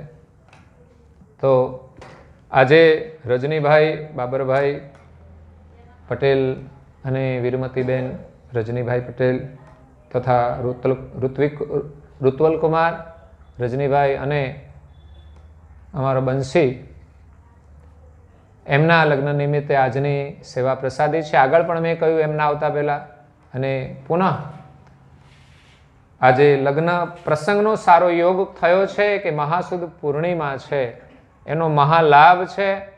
અને શુભ દિવસે એમના લગ્ન થઈ રહ્યા છે કે ભોજન પ્રસાદનો પ્રબંધ એને અલગ નહીં કરવો પડ્યો, કે પ્રસાદ સાથેનો પ્રસાદ, એ પણ એક ઉત્તમ વાત છે. એટલે મારું નિવેદન હોય છે સેવા આપવાનું, કે તમે મોટું રસોડું કરો તો પ્રસાદી ભક્તો જમશે, એક આશીર્વાદ મળશે. તો આજે તમને આજની ભોજન પ્રસાદીના પરમ ગુરુના ખૂબ આશીર્વાદ છે. અને પરિવાર તરફથી સેવાઓ આવતી જ હોય છે. આમ તો આખું ગામ મારી સેવા તો કરે છે, કંઈ પણ જરૂર હોય, પણ સેવા કાર્યો હોય એમાં પણ બધાનો સહયોગ છે, ત્યારે જ આપણે આ બધા કાર્યો કરી રહ્યા છીએ. દર પૂર્ણિમાની પણ કોઈને કોઈની રસોઈ હોય છે. એ સિવાય પણ આપણા પ્રસંગો ઉજવાય છે. મહી બીજ હોય, ગુરુ પૂર્ણિમા હોય, ભાદરવા પૂર્ણિમા હોય કે વૈશાખ પૂર્ણિમા પણ ઉજવાય છે, કે જન્મદિવસ હોય. બધા સ્વેચ્છાએ જે કાર્ય હોય પ્રમાણે સહયોગ આપે છે. એમ મંદિરનું કાર્ય 3 કરોડનું છે, એને ધ્યાનમાં રાખીને જે સક્ષમ હોય, અનુકૂળતા હોય એ પ્રમાણે સેવા બધા પ્રદાન કરજો. મને એવું લાગશે, મને ખબર હશે તો હું તમને નિવેદન કરીશ, પણ તમે શરૂઆત કરજો તમારી ભાવના અનુસાર, જણાવજો. પરમ ગુરુના આશીર્વાદથી આજની પ્રસાદીના યજમાન પરિવાર, એનો મંગલ કાર્ય નિર્વિઘ્ને પૂર્ણ થઈ જાય પરમ ગુરુના આશીર્વાદથી. અને નવ દંપતીનું દાંપત્ય જીવન પણ સુખી રહે. આમ તો એ પરિવાર જ આખો સંસ્કારી છે. પરમ ગુરુના આશીર્વાદ પરિવાર ઉપર છે, અને ભાવિ પેઢીમાં પણ એ રહે એવી અમારી શુભકામના છે. પરમ ગુરુના ઉપાસક અમારા બાબરદાદાથી પછી બધા પરિવારજનો છે, દીકરાઓ, એમાં જયંતિભાઈ પણ અમારા ખાસ હતા, ચુસ્ત નેમી. અને પાછળનો જે પરિવાર છે એ પણ નિયમિત પ્રવૃત્તિમાં જોડાયેલો છે. અને વિશેષ જોડાજો, અને આપણા પરિવારને આમાં જોડવા માટે વિશેષ પ્રયાસ કરજો.